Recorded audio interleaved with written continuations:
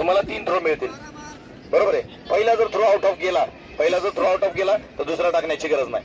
दुसरी गोष्ट, गोळा घेतला, गोळा घेऊन आतमध्ये एंटर केलंय तुम्ही, एंटर केल्यानंतर हातामध्ये गोळा पकडायचा आहे. जर गोळा टाकते वेळी तुमचा पाय जर याच्या बाहेर गेला, किंवा या सर्कलच्या, इन शॉर्ट सांगायचं म्हणलं तर या सर्कलच्या बाहेर तुमचा कुठलाही अवयव गेला तर तो तुमचा फॉल असेल. दुसरी गोष्ट, गोळा घेतला तुम्ही, गोळा थ्रो केलाय, थ्रो केल्यानंतर जर तुमच्या शरीराचा अवयव बॅलन्स जाऊन जर कुठलाही बाहेर गेला तर तो फॉल असेल. तिसरी गोष्ट सांगायची म्हणलं तर ह्याच्यावरती जर पाय गेला, इथं कितीही लागू द्या तुमचा पाय, काही अडचण नाही. जर समजा याच्यावरती पाय घासला, तर तुमचा फॉल असेल. चौथी गोष्ट आणि महत्वाची गोष्ट, ज्यावेळी तुम्ही गोळा टाकताय, गोळा टाकून झाल्यानंतर या 2 जे रेषा उरलेल्या आहेत त्या रेषेच्या मागणच तुम्हाला बाहेर यायचे. जर समजा तुम्ही गोळा टाकलाय, आउटात जरी गोळा टाकला आणि तुम्ही इथून जर बाहेर निघाले तर तो तुमचा फॉल असेल. ठीक आहे, नियम समजले सगळ्यांना. आता काय करायचं, 1 नंबर या ठिकाणी यायचे, 2 नंबर पुढल्या बाजूला थांबायचे. या व्यतिरिक्त जर काही अडचण असेल, माझ्याकडनं काही सांगायचं राहून गेलं असेल तर तुमची जर काही अडचण असेल गोळ्याच्या बाबतीमध्ये, सर ही अशी का, तर ते मला विचारू शकता तुम्ही. कोणाची काही अडचण आहे नाही? चलो चालू करू आपण. सुंदर, सगळ्यांना बेस्ट ऑफ लक.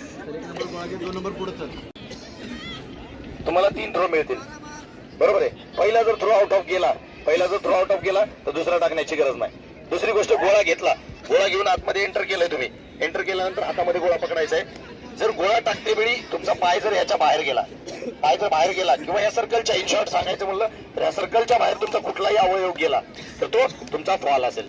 दुसरी गोष्ट, गोळा घेतला तुम्ही, गोळा थ्रो केलाय, थ्रो केल्यानंतर जर तुमच्या शरीराचा अवयव बॅलन्स जाऊन जर कुठलाही बाहेर गेला तर तो फॉल असेल. तिसरी गोष्ट सांगायची म्हणलं तर ह्याच्यावरती जर पाय गेला, इथं कितीही लागू द्या तुमचा पाय, काही अडचण नाही. जर समजा याच्यावरती पाय घासला, तर तुमचा फॉल असेल. चौथी गोष्ट आणि महत्वाची गोष्ट, ज्यावेळी तुम्ही गोळा टाकताय, गोळा टाकून झाल्यानंतर या 2 जे रेषा उरलेल्या आहेत त्या रेषेच्या मागणच तुम्हाला बाहेर यायचे. जर समजा तुम्ही गोळा टाकलाय, आउटात जरी गोळा टाकला आणि तुम्ही इथून जर बाहेर निघाले तर तो तुमचा फॉल असेल. ठीक आहे, नियम समजले सगळ्यांना.